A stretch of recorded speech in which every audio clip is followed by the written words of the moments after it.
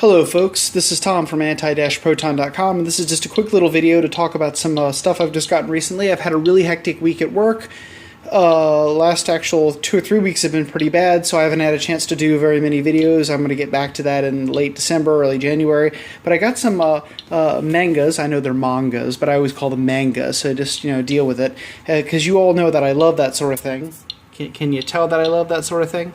So anyway, as you can see right here, I got Jamon's Story, which I've already shown my video about beforehand, which is a neat little manga about ancient Jamon period Japan, which I think is absolutely just amazing. I like prehistory stuff, of course.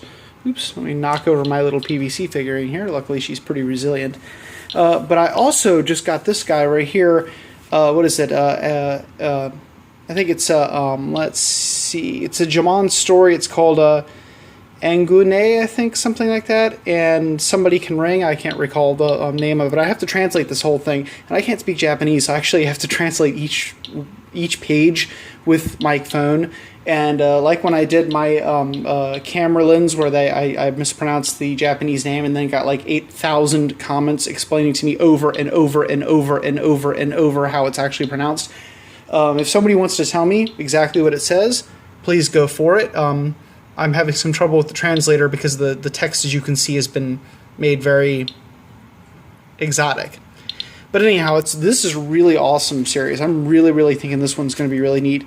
It occurs in ancient Jamon period Japan, and as you know, my book series that I write is about Neolithic Europe, and it's kind of neat.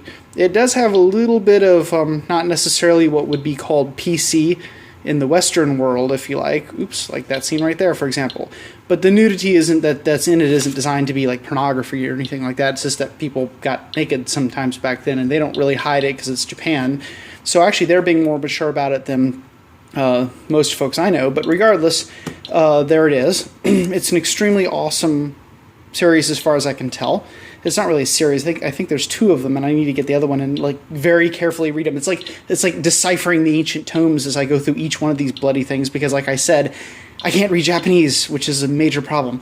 Anyway, but I've also now started on this guy here, Red River. I've read this online, and I'm getting the paperback version of it. This thing is like the awesomest one ever. Yeah, I'm holding my camera phone, so if anybody's all like, oh wow, the quality looks better than normal, yet you're so shaky, it's because it's a camera phone. I need to do something about the camera. By the way, that's everybody always gets me on that, because like I'm always videotaping stuff with like my little crappy Samsung, and you can tell it's been through it. But anyway, Red River's awesome. Look at this thing. This is a story that occurs. A Japanese girl accidentally gets sent back in time. I'm not going to give away anything. This is just the basic about it. She gets sent back by time, and she ends up in ancient Anatolia during the Hittite Empire. So that's like 1100 BC, 1500 BC, somewhere around that area, if I'm not mistaken, off the top of my head.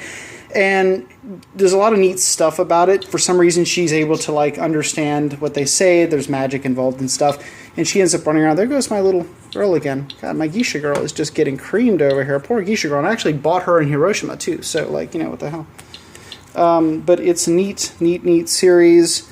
I don't want to show too much. I don't want to violate fair use or anything like that. But she ends up going back in time, and, well, there's a lot of stuff going on. But it's really action-packed and really neat, and a bunch of stuff happens.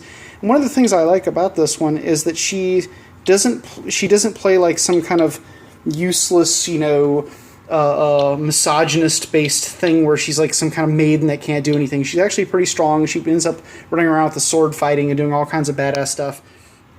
She's known to a lot of people online as Ishtar. Of course, Ishtar is one of the goddesses of the, I think it's of the Hittite pantheon off the top of my head. And I think it's a pretty good book. This is the first one. There's a whole bunch of them. I'm going to get all of them. I slowly get manga, as you well know. So I just thought I'd drop that off with you as a short video, and also to let you know I'm in the middle of finishing up my second Ember book, which is like taking up all of my time. It's humongous, 200,000 words. Oh my god, that's like double the size of a normal novel.